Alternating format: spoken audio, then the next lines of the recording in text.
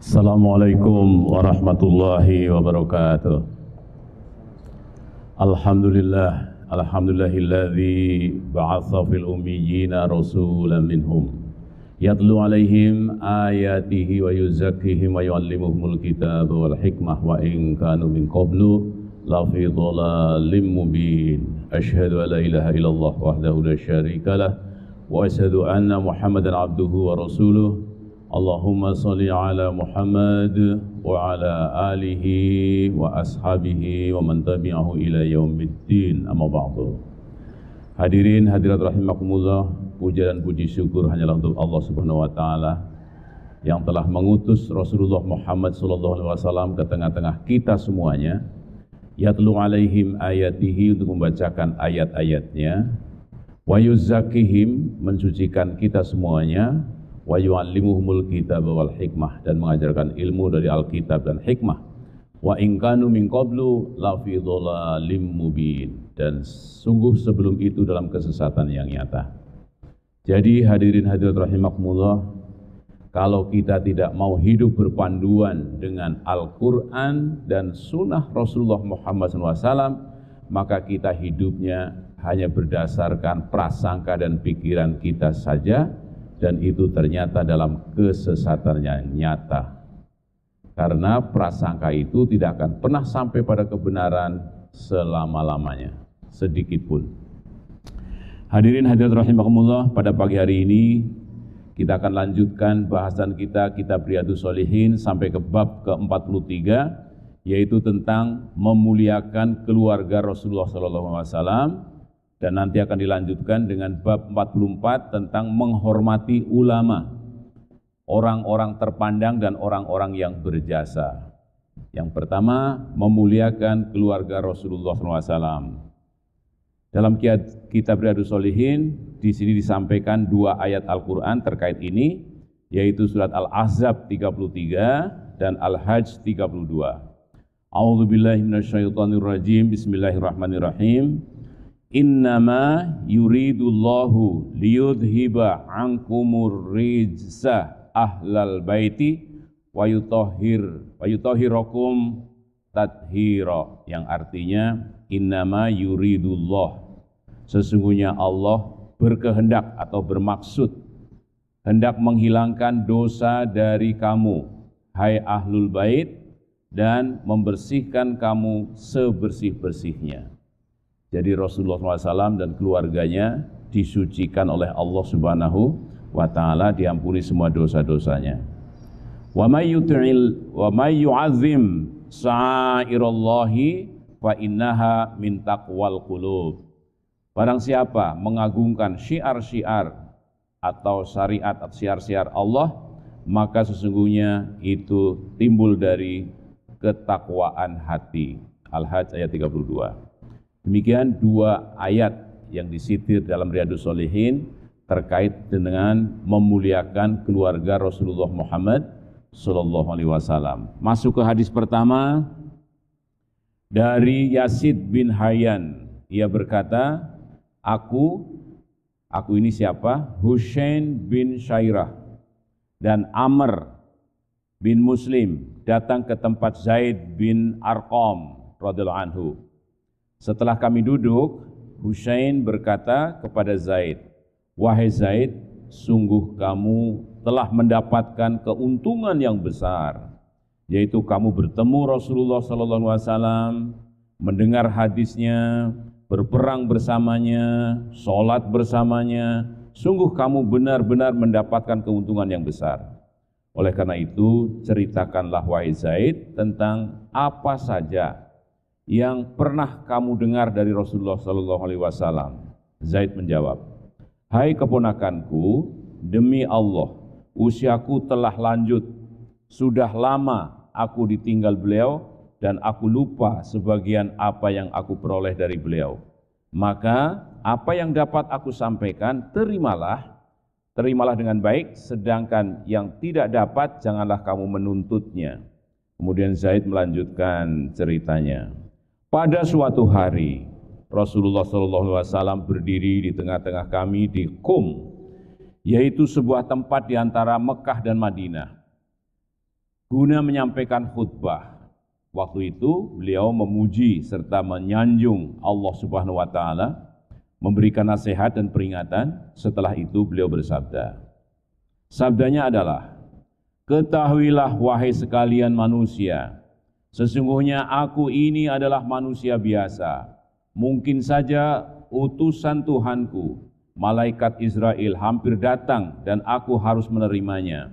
Aku tinggalkan kamu dua perkara yang berat. Yang pertama yaitu kitabullah, yang di dalamnya penuh dengan petunjuk dan cahaya. Maka ambillah dan pegang teguhlah kitabullah itu." Beliau menegaskan agar kita benar-benar berpegang teguh pada kitabullah.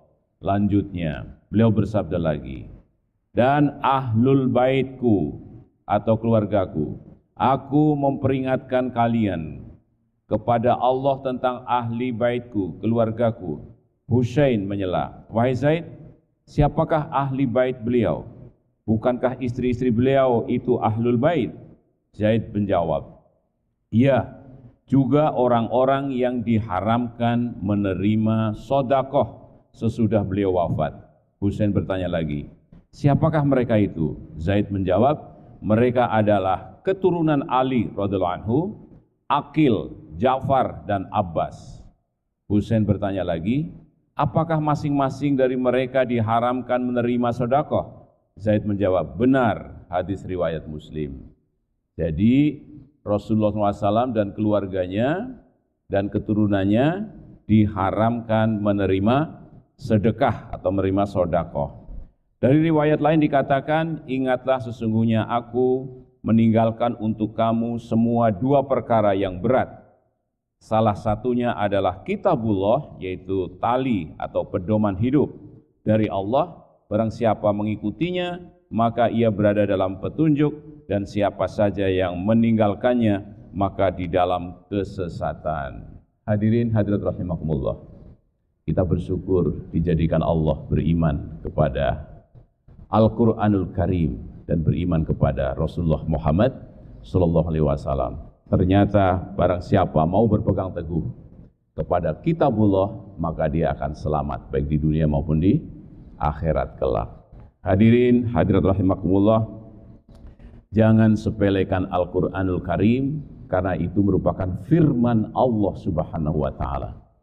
Bayangkan, siapakah Allah itu yang menciptakan kita, yang mengatur urusan dunia semuanya, langit bumi semua Allah, yang menentukan nasib kita, yang menentukan umur kita, dan Dia maha besar, maha kuasa. Yuhyi wa yumit, lahu mulku, milik Dia seluruh kerajaan. Wal awwalu wal akhiru, yang pertama dan yang terakhir. Kita belum ada, Dia sudah ada. Mengetahui semua yang gaib. Dan Dia berfirman yang dikumpulkan di dalam kitab Al-Quran. Jadi kalau kita mau membaca Al-Quran, pasti kita akan selamat. Di dalam Al-Quran banyak sekali ayat-ayat yang sudah terjadi dan benar terjadi. Misalnya apa? Kullu nafsin dha'iqatul maut. Setiap yang berjiwa merasakan mati. Setinggi apa jabatan kita akan mati. Ya. Jadi tidak ada yang bisa melawan Al-Quran. Mau mencoret ayat kullu nafsin dha'iqatul maut tidak bisa. Karena apa? Betul-betul orang-orang pada mati. Kullu nafsin dha'iqatul maut. Kalau yang sudah terjadi juga benar terjadinya Al-Quran, maka yang belum terjadi pasti terjadi. Dan di dalam Al-Quran, Allah Subhanahu wa Ta'ala banyak sekali bersumpah dengan ayat-ayat yang sudah terjadi. Misalnya, wal asri, demi waktu, bisa dirasakan, bisa kita lihat. Tadi malam masih gelap, sekarang sudah terang, nanti akan siang. Sekarang Selasa, kemarin Senin, kita rasakan wal asri.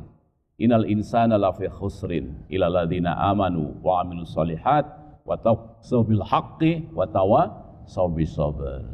Seluruh manusia dalam keadaan rugi kecuali orang yang beriman, beramal soleh, saling nasihat-nasihati dengan al-haq dan dengan kesabaran. Itu. Hadirin hadirat rahimakumullah, semoga Allah berikan pada kita semuanya kekuatan untuk bisa mengikuti Al-Quranul Karim, Kitabullah, dan bisa mengikuti sunnah Rasulullah Muhammad SAW. Hadis kedua dari Ibnu Umar radhiyallahu an, dari Abu Bakar As-Siddiq radhiyallahu anhu berkata, peliharalah kehormatan Nabi Muhammad SAW, yaitu dengan memuliakan ahli baitnya atau keluarganya. Hadis riwayat Bukhari. Jadi memang kita diperintahkan memuliakan Rasulullah SAW, bahkan innallaha wa malaikatahu yusholluna ala nabi ya ayyuhalladzina amanu shollu alaihi wasallim mutaslima. Kita masuk ke bab 44, menghormati ulama, orang-orang terpandang dan orang-orang yang berjasa. Allah SWT berfirman, qul hal yastawil ladzina ya'lamuna wal ladzina la ya'lamun innama yatadzakkaru ulul albab. Katakanlah wahai Muhammad, adakah sama orang-orang yang mengetahui atau berilmu dengan orang-orang yang tidak berilmu? Sesungguhnya orang-orang yang berakalah yang dapat mengambil pelajaran. Surat Az-Zumar ayat 9. Jadi yang disebut dengan ulama yang diperintahkan oleh Allah adalah untuk dihormati, yaitu orang yang punya ilmu. Ilmu yang paling tinggi adalah ilmu Al-Quran, ilmu Kitabullah, ilmu sunnah Rasulullah Muhammad SAW. Hadis pertama terkait menghormati ulama. Dari Abu Mas'ud Uqbah bin Amr Al-Badri Al-Ansari radhiyallahu anhu, ia berkata, Rasulullah SAW bersabda, yang berhak mengimami, perhatikan dengan baik, yang berhak mengimami suatu kaum adalah yang paling ahli baca Al-Quran. Jika dalam bacaan mereka sama saja, maka yang berhak menjadi imam ialah yang paling mengerti tentang sunnah Rasulullah SAW. Kalau hal yang sama, maka yang berhak menjadi imam ialah di antara mereka yang lebih dahulu hijrahnya. Jika hijrah mereka sama, maka yang berhak menjadi imam ialah orang yang lebih dahulu masuk Islam. Dan janganlah seseorang mengimami di daerah kekuasaan orang lain, dan jangan pula ia berdiam di rumah orang lain pada tempat khusus kecuali dengan seizin pemiliknya. Hadis riwayat Muslim. Jadi siapa yang berhak menjadi imam atau suatu kaum hendaklah diimami oleh siapa? Orang yang paling bagus bacaan Al-Qur'annya. Kalau orangnya sama, maka yang paling mengetahui sunnah Rasulullah Muhammad SAW. Selanjutnya siapa yang paling pertama hijrah, yang paling pertama masuk Islam, dan seterusnya dan seterusnya. Dan ketika kita masuk ke rumah orang bertamu, jangan kita duduk di kursi istimewa kecuali mendapat izin. Tiba-tiba duduknya di singgasana pemilik rumah. Nah, nggak boleh, kecuali memang diizinkan. Demikian juga ketika kita masuk ke suatu masjid di mana di situ ada imamnya. Jangan sampai kita langsung maju karena kita sudah terbiasa jadi imam di masjid kita. Tidak demikian kecuali kita mendapat izin dari yang punya DKM masjid itu. Jadi kita ternyata ada adab-adabnya yang disampaikan oleh Rasulullah Muhammad SAW, yaitu yang berhak mengimami suatu kaum yang paling ahli baca Al-Quran. Jika dalam bacaan mereka sama, maka yang berhak menjadi imam ialah yang paling mengerti tentang sunnah Rasulullah SAW. Kalau hal ini sama, maka yang berhak jadi imam ialah di antara mereka yang lebih dahulu hijrahnya. Jika hijrah mereka sama, maka yang berhak menjadi imam ialah orang yang lebih dahulu masuk Islam. Dan janganlah seseorang mengimami di daerah kekuasaan orang lain, dan jangan pula ia berdiam di rumah orang lain pada tempat khusus kecuali dengan izin pemiliknya. Hadis riwayat Muslim. Hadirin hadirat rahimakumullah. Jadi ini hadis pertama, menghormati ulama dan orang-orang yang terpandang dan orang-orang yang berjasa. Kita masuk hadis kedua dari Abu Mas'ud Uqbah bin Amr Al-Badri Al-Ansari radhiyallahu anhu, ia berkata, Rasulullah SAW selalu menyamakan pundak-pundak kami menjelang sholat. Dan beliau bersabda di sini, istawu wala takhlifu fatakhlifa qulubukum liyalini minkum ulul ahlam wanuhai. Jadi Rasulullah selalu meluruskan barisan dengan firman, dengan kata-katanya, ratakanlah shaf kalian. Jadi, istawu wala takhtalifu. Ratakanlah shaf kalian dan janganlah sampai tidak rata, yang akan mengakibatkan perbedaan hati kalian. Di sini Rasulullah mengatakan, fatakhtalifa qulubukum. Hendaklah mendekat kepadaku orang-orang dewasa dan orang pandai-pandai. Kemudian berikutnya dan berikutnya lagi. Hadis riwayat Muslim. Jadi ketika Rasulullah Muhammad SAW sebagai imam, ternyata mengajak seluruh jamaahnya untuk meluruskan dan merapatkan barisan. Ya. Kemudian yang kedua, memanggil yang punya ilmu mendekat. Jadi shaf terdepan ternyata diisi oleh orang-orang yang berilmu. Yang dewasa juga demikian. Jadi kalau kita membawa anak-anak, sebaiknya anak-anak ditaruh di barisan belakang. Sayang banget shaf pertama ditepati oleh anak kecil. Ya. Jadi hadis ini menunjukkan kepada kita bagaimana menyusun barisan. Usahakan yang merasa atau yang hafal Al-Quran berada di baris terdepan. Apabila imam bacaannya keliru, bisa meluruskan. Demikian. Dan anak-anak kecil dipersilahkan untuk ada di barisan belakang, jangan sampai shaf depan. Jadi Rasulullah mengatakan di sini, hendaknya mendekat kepadaku orang-orang dewasa dan yang pandai-pandai. Kemudian berikutnya dan yang berikutnya lagi. Hadis riwayat Muslim. Hadis ketiga dari Abdullah bin Mas'ud radhiyallahu anhu, ia berkata, Rasulullah SAW bersabda, orang-orang yang dewasa dan yang pandai hendaklah mendekat denganku. Kemudian berikutnya lagi. Janganlah kalian bercampur dan berdesak-desakan di pasar. Hadis riwayat Muslim. Maksudnya janganlah kalian bercampur dan berdesak-desakan seperti orang yang ada di pasar. Hadis riwayat Muslim. Jadi diulang kembali oleh Abdullah bin Mas'ud tentang bagaimana menyusun barisan. Ya. Yang keempat dari Abu Yahya Sahal.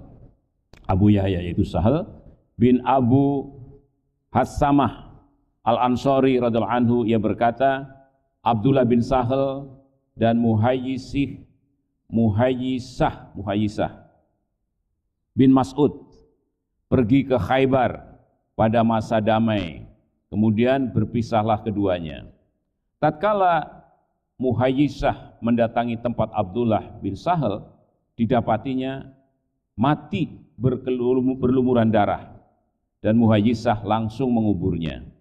Setelah itu ia lalu ke Madinah.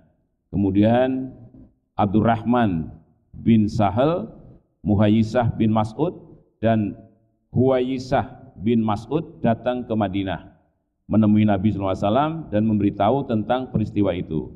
Ketika Abdurrahman membuka pembicaraan, Rasulullah menyela dan bersabda, dahulukan orang tua. Abdurrahman yang termuda, maka ia pun diam. Lalu Muhayyisah dan Huwayyisah berbicara. Beliau bersabda, apakah kamu mau bersumpah dan menuntut hak kepada pembunuhnya? Hadis riwayat Bukhari dan Muslim. Jadi ini adalah hadis Rasulullah SAW terkait dengan berbicara. Ternyata harus mendahulukan orang tua. Ya. Jadi ketika kita rapat misalnya, pertemuan, di situ ada orang yang lebih tua, maka dipersilahkan berbicara terlebih dahulu. Kalau beliau tidak mau berbicara atau memang tidak ada yang harus disampaikan, baru kita yang lebih muda. Jangan sampai kita yang masih muda seperti Abdurrahman di sini, kemudian dia berbicara terlebih dahulu menyampaikan berita tentang meninggalnya sahabatnya tadi. Rasulullah menyeru Abdurrahman dengan dahulukan orang tua.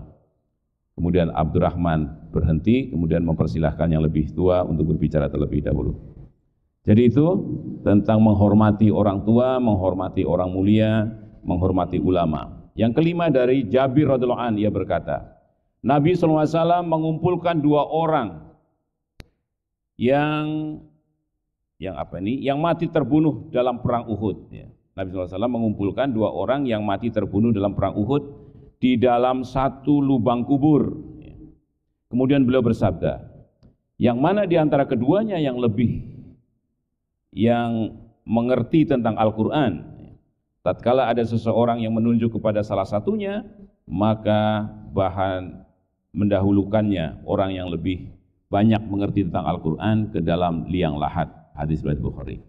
Jadi kalau ada orang yang meninggal dunia, yang ini karena dalam perang, dalam jihad, dikubur dalam satu lubang, maka siapa yang harus dahulukan untuk masuk ke dalam liang lahat adalah yang paling mengetahui Al-Quran. Dia terlebih dahulu. Tentang Al-Quran ke dalam liang lahat terlebih dahulu. Yang keenam, dari Ibnu Umar radhiyallahu anhu, ia berkata, Nabi SAW bersabda, dalam tidurku aku bermimpi bahwa aku sedang bersiwak atau bersuci dengan sebatang kayu siwak. Lalu datang dua orang lelaki, salah seorang di antaranya lebih tua dari yang lain. Aku lalu memberikan siwak kepada orang yang lebih muda. Kemudian berkata kepadaku, dahulukanlah yang lebih tua. Aku pun memberikan siwak itu kepada orang yang lebih tua. Hadis riwayat Bukhari dan Muslim. Ini adab-adab memuliakan orang tua, orang terhormat, hendaklah kita laksanakan dalam keseharian kita. Salah satu contohnya misalnya ketika kita menjadi seksi konsumsi, memberikan minuman, mengantarkan minuman. Di situ banyak orang-orang yang campur, ada yang muda dan tua, maka utamakan barisan yang terhormat, utamakan tamu-tamu terlebih dahulu, utamakan pembicara terlebih dahulu. Jangan sampai kita memberikan kepada yang muda-muda yang ada di barisan belakang, tapi utamakan. Kemudian juga tempat duduknya dipersilahkan, narasumber duduknya di mana, kemudian orang tua di mana, jangan sampai orang tua ternyata duduk paling belakang, apalagi orang itu sebagai narasumber misalnya. Kemudian konsumsinya juga seperti itu. Insya Allah kalau kita mengamalkan seperti itu, niat dalam rangka mengamalkan hadis Rasulullah SAW, maka kita berpahala.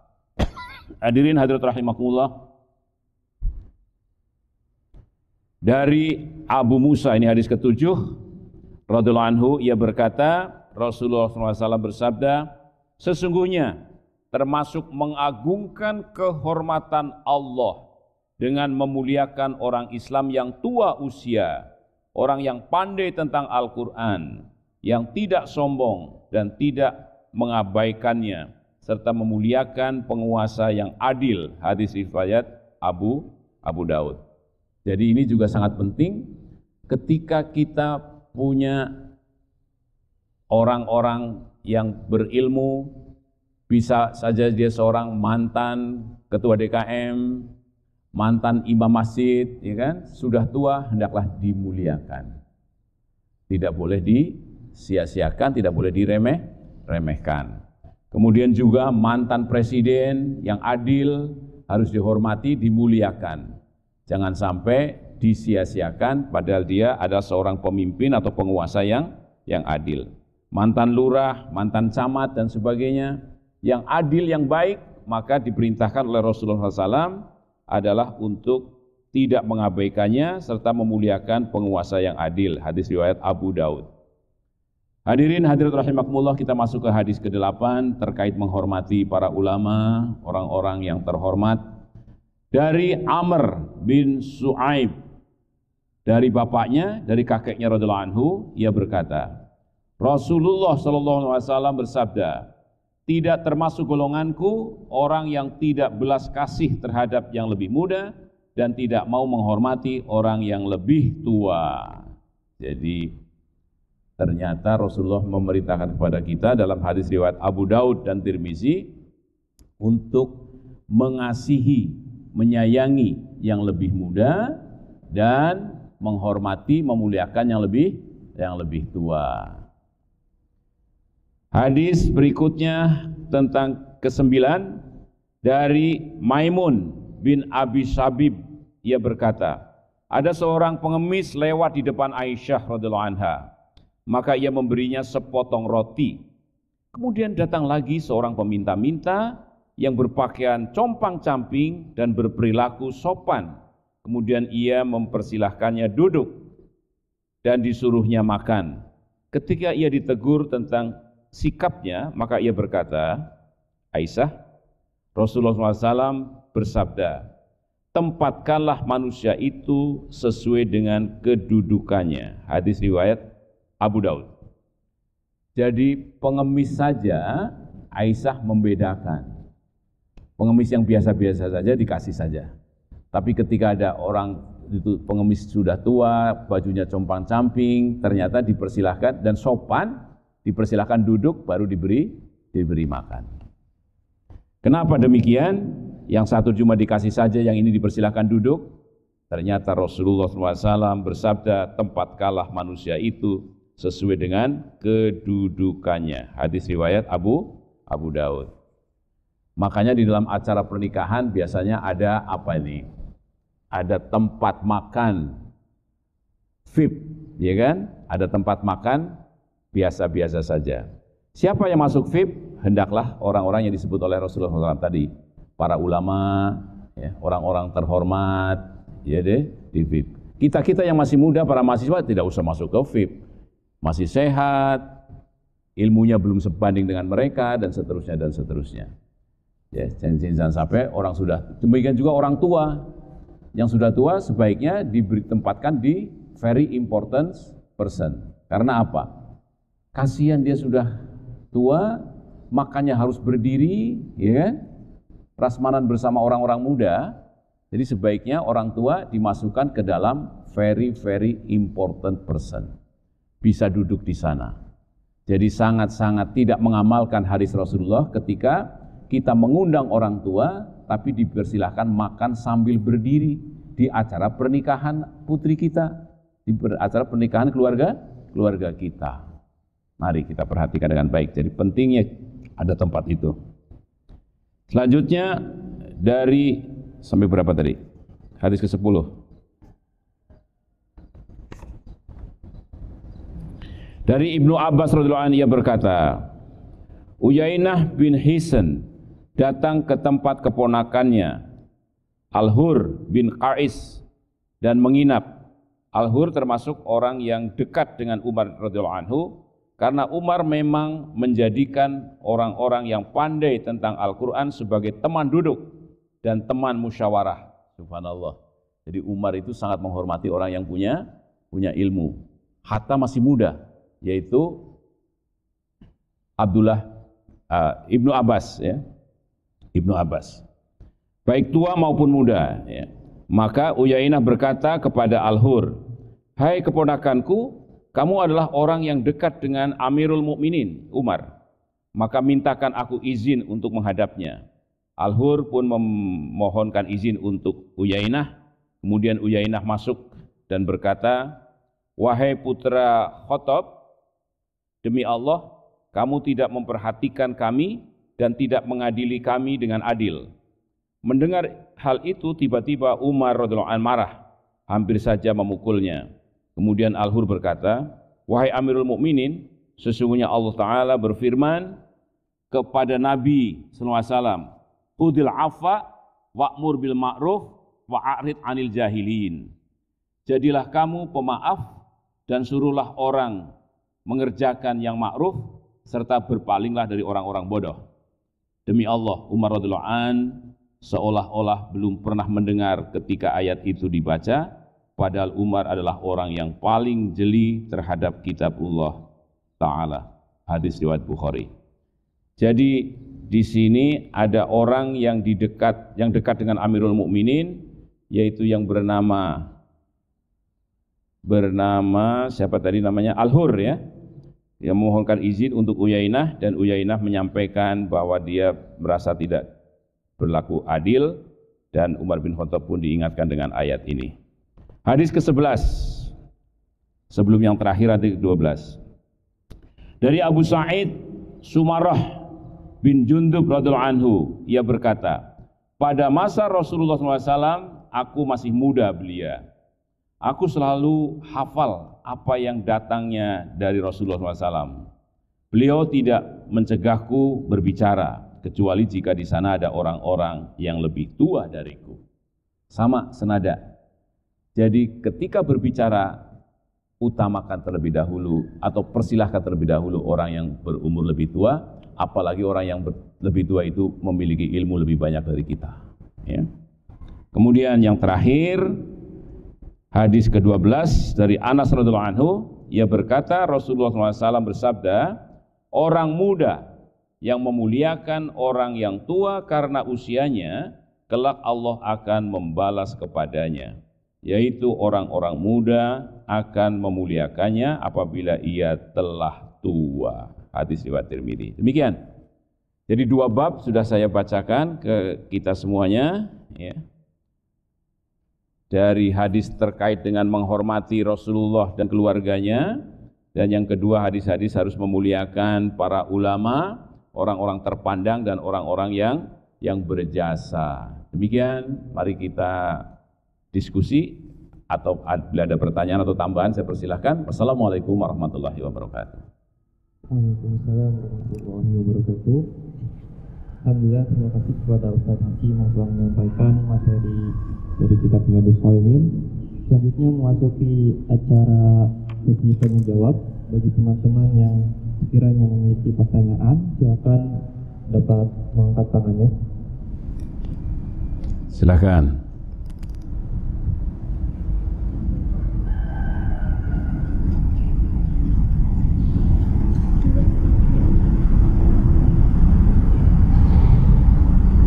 Ada? Bagi peserta Zoom silakan dapat raise hand dan membuka mikrofonnya.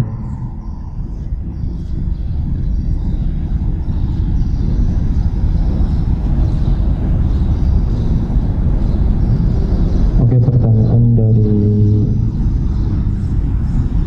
penonton.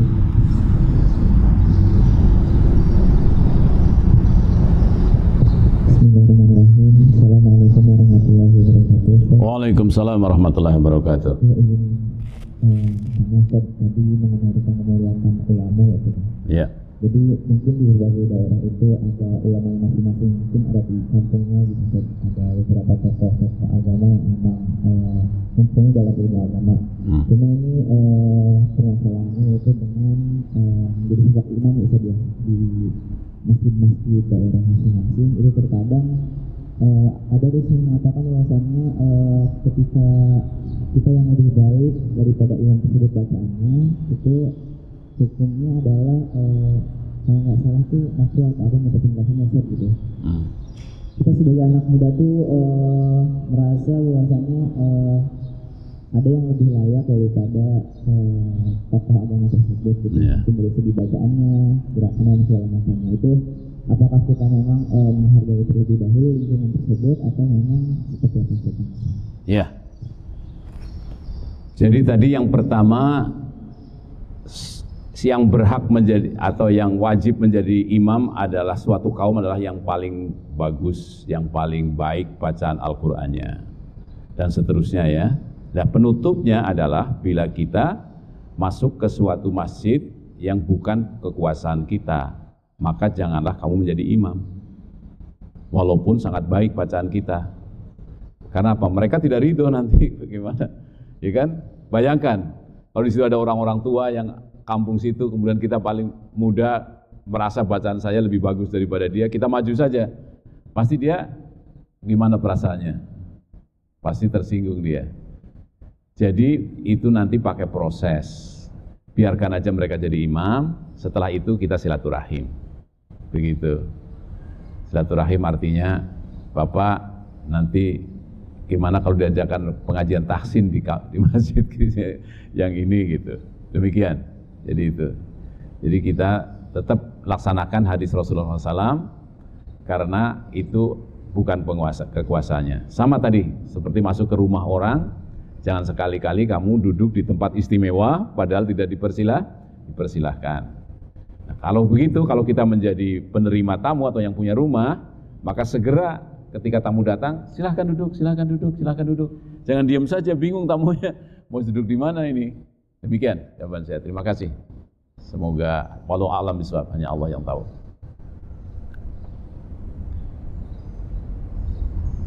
Kecuali mempersilahkan beliau.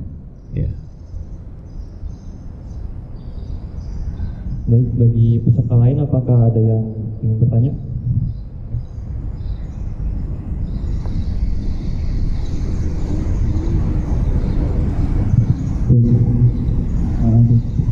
Assalamualaikum warahmatullahi wabarakatuh. Waalaikumsalam warahmatullahi wabarakatuh. Perkenalkan, saya Husain dari Angkatan 58. Di sini saya punya 2 pertanyaan, Ustaz. Yeah. Dari yang pertama itu tentang perlakuan seorang anak kepada orang tuanya. Ya.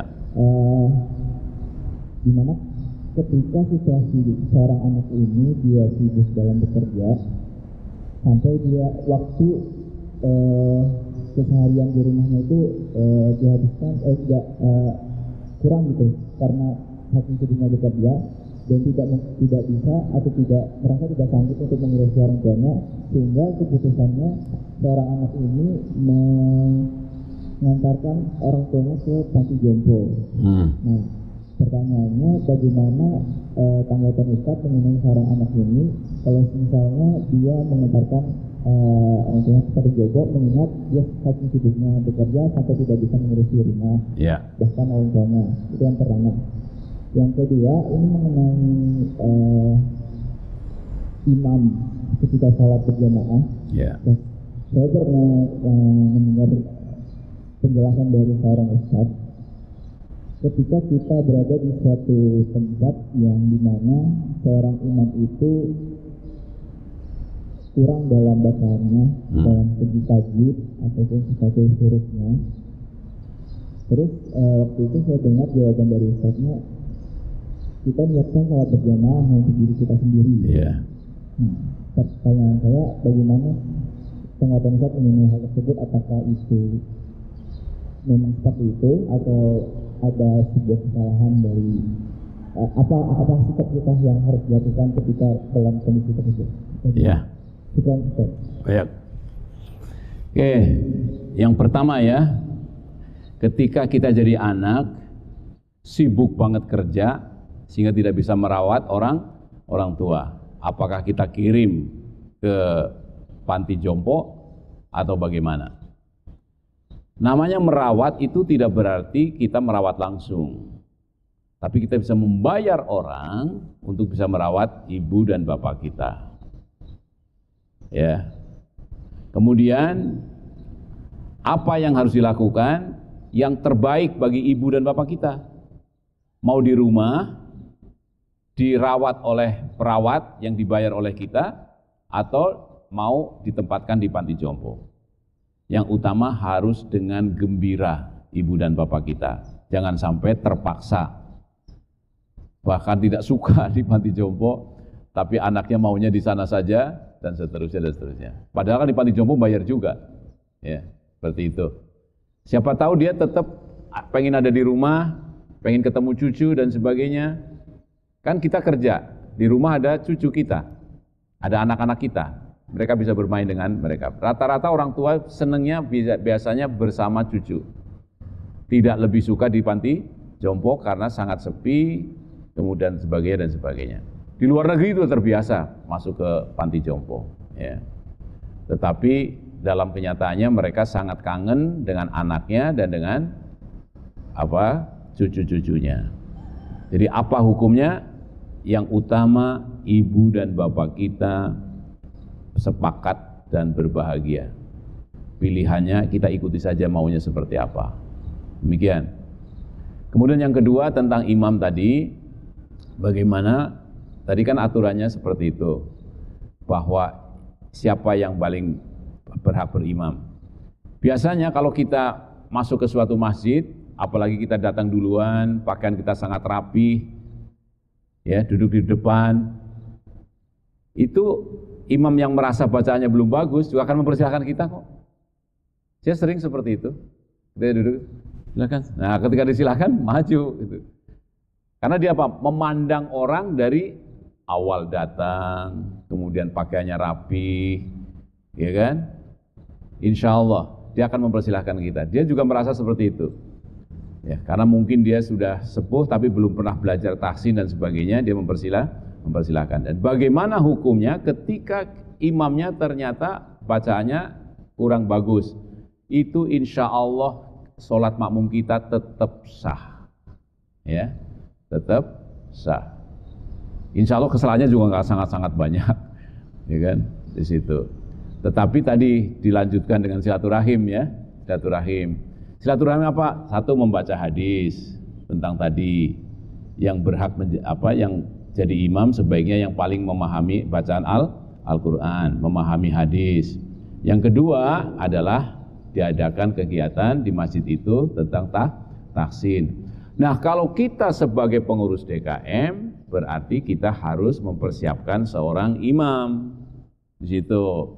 Alhamdulillah sekarang di masjid-masjid di sekitar kita itu ada imam-imamnya yang hafid Al-Quran di komplek-komplek perumahan. Luar biasa bacaannya seperti Imam Masjidil Haram, seperti Imam Masjid Nabawi. Bagus-bagus banget bacaannya. Nah, kalau seperti itu semoga lebih bagus. Karena biasanya ketua DKM-nya orang sudah tua, sudah sepuh, tetapi sangat senang dengan Islam, sangat senang dengan masjid. Tapi kalau terpaksa imamnya berhalangan, dia maju juga, kan? Nah, ketika kita datang, ya jangan coba-coba kita yang maju seperti tadi. Itu bukan kekuasaan kita. Demikian jawaban saya. Jadi insya Allah niatnya tetap biasa saja. Niat berjamaah insya Allah diterima oleh Allah Subhanahu wa Ta'ala. Demikian. Jadi tidak usah sholat lagi ya, Mas.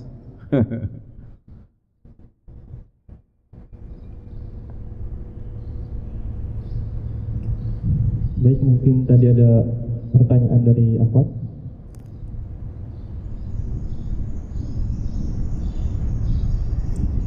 Silakan.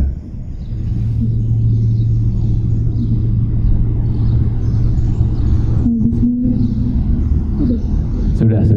Bismillahirrahmanirrahim. Assalamualaikum warahmatullahi wabarakatuh. Waalaikumsalam warahmatullahi wabarakatuh. Perkenalkan, saya Cynthia Permatasari dari Biokimia Angkatan 48. Biokimia? Sebagaimana yang kita ketahui, tadi Bapak bilang juga Al-Quran itu adalah panduan dan tuntunan kehidupan kita, Pak. Nah, berarti sangat bagus kalau kita tuh mempelajari Al-Quran dan mengikuti Al-Quran itu. Nah, pertanyaan saya lebih ke teknisnya sih, Pak. Yeah. Bagaimana caranya kita sebagai seorang mahasiswa konsisten dalam mempelajari Al-Quran, dan adakah rekomendasi dari Bapak, misalnya waktu Bapak juga sebagai mahasiswa, yang apalagi kita mahasiswa IPB yang sangat banyak tugasnya, tetap konsisten gitu Pak mempelajari Al-Quran. Kalau mungkin di sini kita setiap Selasa belajar hadis ya Pak. Yeah. Jadi pertanyaannya bagaimana kita bisa konsisten mempelajari Al-Quran, rekomendasinya ada tidak Pak atau tipsnya gitu. Yeah. Terima kasih Bapak. Assalamualaikum warahmatullahi wabarakatuh. Waalaikumsalam warahmatullahi wabarakatuh. Saya jawab ya Mas, langsung. Semua mahasiswa IPB yang beragama Islam begitu datang ke IPB mendapat kuliah pendidikan agama Islam. Dan pendidikan agama Islam ini berisi tentang ada kuliahnya 2 jam kurang lebih ya. Kemudian ada responsinya. Responsinya bersama kakak kelas, para asisten.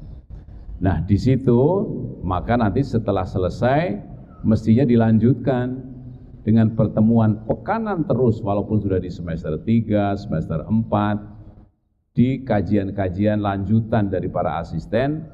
Di samping kalau memang tahsin kita belum bagus, ada LPQ ya, lembaga pengajaran Quran di Al-Huriyah.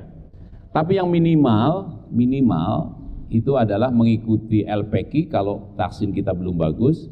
Yang kedua mengikuti pertemuan lanjutan bersama para asisten atau para senior kakak kelas kita yang terus mengkaji Al-Quran. Minimal sepekan sekali. Berarti meluangkan 2. Pertama adalah ikut taksin, yang kedua adalah ikut pertemuan lanjutan dari asistensi agama Islam. Itu yang Pak Hasim lakukan. Jadi saya tidak lepas dari para kakak kelas itu. Karena apa? Pertemuan-pertemuan lanjutan asistensi itu selalu dibuka dengan tilawah Al-Quran. Sampai hari ini. Sampai hari ini saya pekanan punya pertemuan dengan para ustadz. Ada yang Sabtu pagi, gitu. Kemudian saya sendiri juga mengajak adik kelas lagi, pasca sarjana sebagian yang ikut kajian saya untuk hanya 10 orang atau sekitar 8 orang.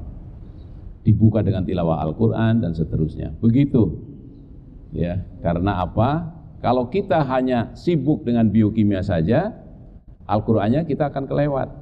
Jadi minimal 1 kali pertemuan dalam sepekan bersama asistensi yang lalu, atau kalau tidak mungkin asisten akan menyerahkan kepada yang lain, siapakah yang akan melanjutkan pertemuan kita.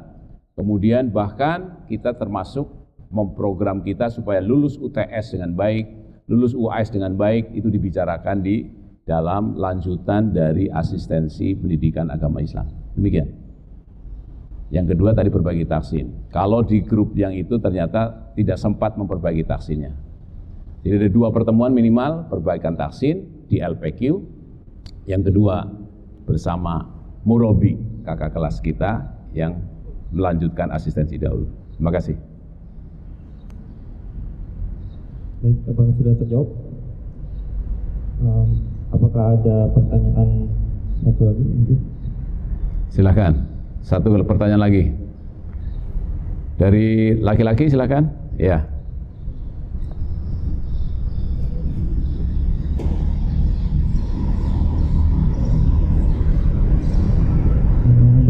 Itu misal ingin bertanya, saya tuh pernah melihat video gitu di Instagram itu, ada orang-orang tuh yang misalkan sangat memuliakan ulama. Contohnya misalkan kita tuh minum dari air yang diminum oleh para ulama itu, dan juga kita tuh jalan ke ulama itu harus jangan jongkok. Apakah cara menghormati ulama itu harus seperti itu, Ustaz? Ataukah cara yang lain? Iya. Terus pertanyaan yang kedua, Ustaz, kan saya tuh pernah mendengar suatu pendapat dari ulama itu, dari Ustaz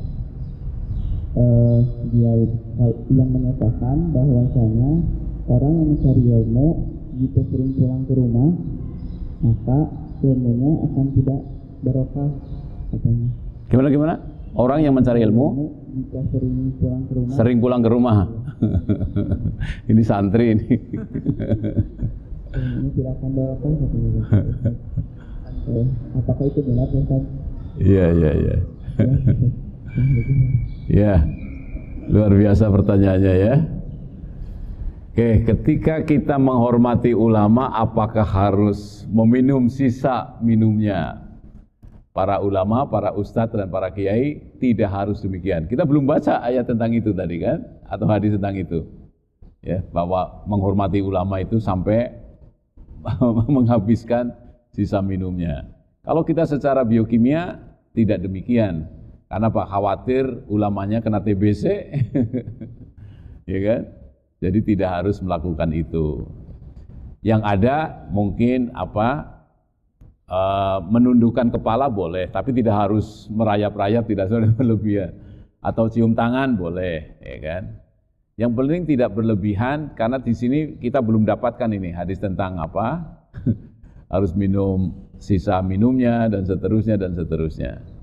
Jadi hormatilah secukupnya saja, seperti yang dicontohkan oleh para sahabat Rasulullah Muhammad SAW. Bagaimana memang ada penghormatan zaman Rasulullah SAW ketika Rasulullah datang ke suatu majelis, mereka berdiri. Ternyata Rasulullah mengatakan jangan berdiri. Ana basyarum mislukum yuha ilayya. Aku ini manusia seperti kamu. Annama, tapi aku mendapatkan wahyu. Jadi berdiri saja Rasulullah melarang untuk menghormati itu. Jadi biasa saja ketika kita berdiri menyambut mau salaman, boleh-boleh saja.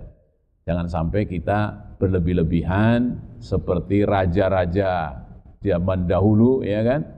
Sehingga jalannya saja sampai merayap-rayap di depan, itu tidak demikian. Jadi hormati itu secara lahir dan batin, tetapi tidak berlebih-lebihan secara fisik. Menundukkan kepala boleh saja, tapi tidak seperti orang ruku dan sujud, ya kan? Karena ruku dan sujud hanya untuk Allah Subhanahu wa Ta'ala. Jabatan tangan boleh, mencium tangan seorang ulama diperbolehkan. Demikian jawaban saya. Kemudian yang kedua apa tadi? Santri. Santri pulang. Jadi kalau mahasiswa sering pulang, tugas-tugasnya nggak selesai. Ya. Jadi tidak ada dalilnya itu. Jadi kalau memang sudah sumpek banget ya nggak apa-apa pulang.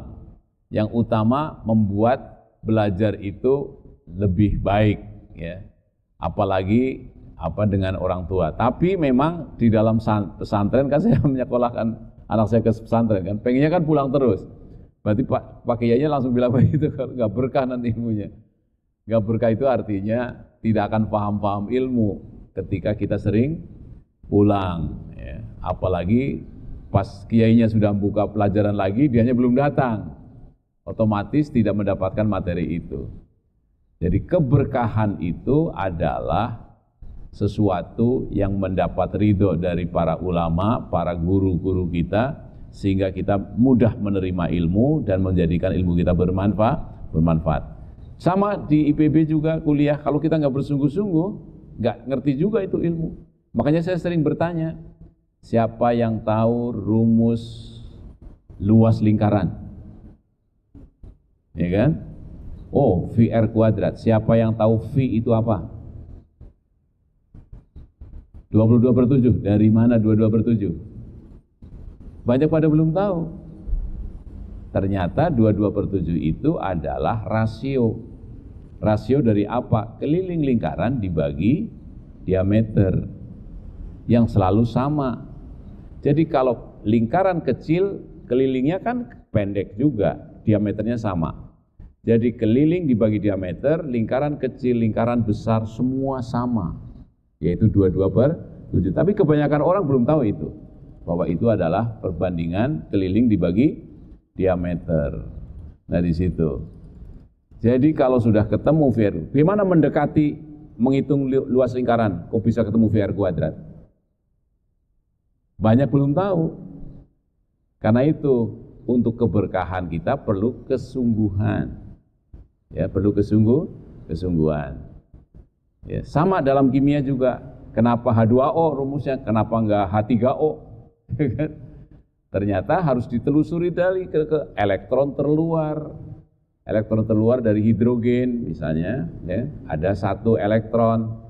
Oksigen ada 6 elektron. Untuk stabil harus 8 elektron. Nah, kenapa stabil baru 8 elektron? Semua dipelajari terlebih dahulu baru ngerti. Kenapa dong? Kenapa air itu penuh berkah? Kenapa air penuh berkah? Banyak orang tidak tahu, kalau nggak bersungguh-sungguh nggak akan bisa nangkep tentang ilmu air. Karena air itu sangat istimewa. Berat molekulnya kecil hanya 18, tetapi titik didihnya 100 derajat. Premium saja, apa isinya premium? Oktana, karbonnya 8. Di atas 100 berat molekulnya. Di temperatur kamar menguap atau tidak? Menguap duluan daripada air. Padahal molekulnya besar di situ. Sama etanol, itu menguap duluan daripada air atau air duluan? Siapa yang tahu etanol? Nah, saya sedang menerangkan pentingnya sungguh-sungguh menuntut ilmu agar berkah. Sehingga bisa ngambil pelajaran. Oh, pantesan air yang penuh berkah. Air disiramkan ke biji tanaman, tumbuh. Pertamax siramkan ke kedelai jadi kecambah apa tidak? Tidak. Etanol kita siramkan. Kenapa? Karena air kecil tapi tidak mudah menguap. Karena punya ikatan hidrogen. Apa itu ikatan hidrogen? Jangan kemana-mana, ikuti, lanjutkan kuliahnya. Ya, jangan sering-sering pulang, ya kan? Karena apa? Pasti nggak akan dapat ilmu. Tapi itu bagaimana kamu menyesuaikan sendiri, ya. Jadi kalimat Ustadz tadi, kalau sering bolos, seolah-olah kurang bersungguh-sungguh. Demikian jawaban saya, terima kasih.